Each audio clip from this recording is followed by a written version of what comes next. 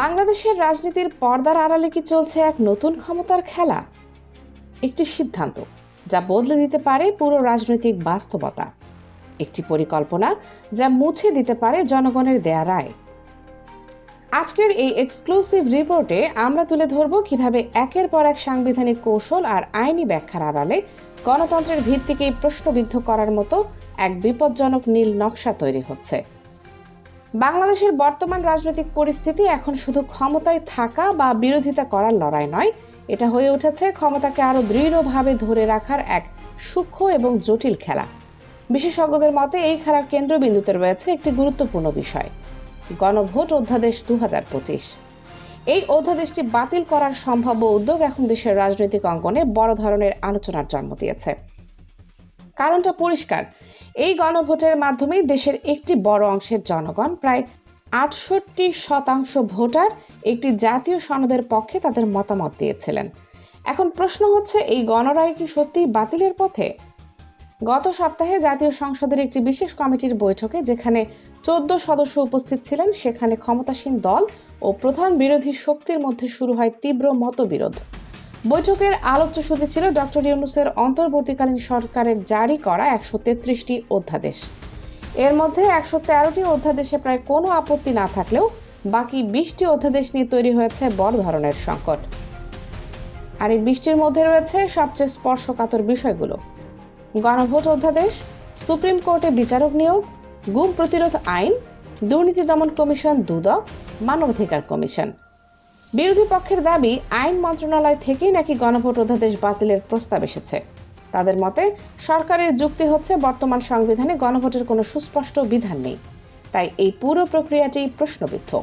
কিন্তু এখানে তৈরি হচ্ছে সবচেয়ে বড় বিতর্ক, কারণ যে দিন জাতীয় নির্বাচন অনুষ্ঠিত হয়েছে সেই দিনই একই ব্যবস্থাপনায় একই কাঠামোর মধ্যে এই গণভোটও অনুষ্ঠিত হয়েছে। তাহলে প্রশ্ন উঠছে, নির্বাচন বৈধ হলে গণভোট অবৈধ কেন? এই দ্বৈত অবস্থানকে অনেকে বলছেন রাজনৈতিক সুবিধাবাদ। রাজনৈতিক বিশ্লেষকরা বলছেন, সংসদে যদি এই অধ্যাদেশ সংশোধনের নামে উত্থাপন করা হয়, তাহলে 2/3 সংখ্যাগরিষ্ঠতার জোরে এটি বাতিল হওয়া খুবই সহজ। কিন্তু এর ফলাফল কি হতে পারে? এটি শুধু একটি আইনি পরিবর্তন নয়, এটি হতে পারে জনগণের দেওয়া সরাসরি রায়কে উপেক্ষা করার একটি নজির। গণভোটই শেষ কথা নয়, আসল নাটক লুকিয়ে আছে অন্যান্য গুরুত্বপূর্ণ অধ্যাদেশে। আগের ব্যবস্থায় বিচারপতি নিয়োগে একটি স্বচ্ছ ও ভারসাম্যপূর্ণ কাঠামো তৈরি করা হয়েছিল, কিন্তু নতুন প্রস্তাবে সেই ক্ষমতা আবারও প্রধানমন্ত্রীর হাতে কেন্দ্রীভূত করার ইঙ্গিত পাওয়া যাচ্ছে। দুর্নীতি দমন কমিশন সহ গুরুত্বপূর্ণ পদগুলোতে নিয়োগের ক্ষেত্রে স্বাধীন সার্চ কমিটির ভূমিকা কমিয়ে আনার চেষ্টা চলছে বলে অভিযোগ উঠেছে। পেশাদারিত্বের পরিবর্তে রাজনৈতিক প্রভাব বাড়ানোর আশঙ্কাও প্রকাশ করেছেন অনেকে। এবার আসুন সবচেয়ে গুরুত্বপূর্ণ প্রশ্নে, যদি গণভোটকে অবৈধ ঘোষণা করা হয়, তাহলে কি বর্তমান সরকারের বৈধতা নিয়েও প্রশ্ন উঠবে না? কারণ এই গণভোট ও জুলাই সনদকেই ধরা হচ্ছে বর্তমান রাজনৈতিক ব্যবস্থার সোর্স অফ ট্রুথ বা ভিত্তি হিসেবে।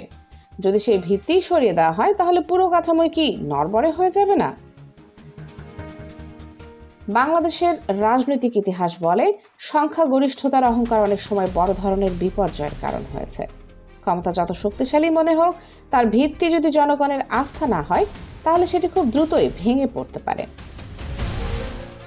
একটি মৌলিক সত্য এখানে অস্বীকার করার সুযোগ নেই, গণতন্ত্রের সর্বোচ্চ ক্ষমতার উৎস জনগণ। যদি প্রায় 70% মানুষ একটি সিদ্ধান্তের পক্ষে মত দেয়, তাহলে সেটিকে সংসদের মাধ্যমে বাতিল করা শুধু রাজনৈতিক নয়, নৈতিক প্রশ্নও তৈরি করে। এখন প্রশ্ন আপনার কাছে, গণভোট বাতিল করা কি রাজনৈতিক কৌশল নাকি আত্মঘাতী সিদ্ধান্ত?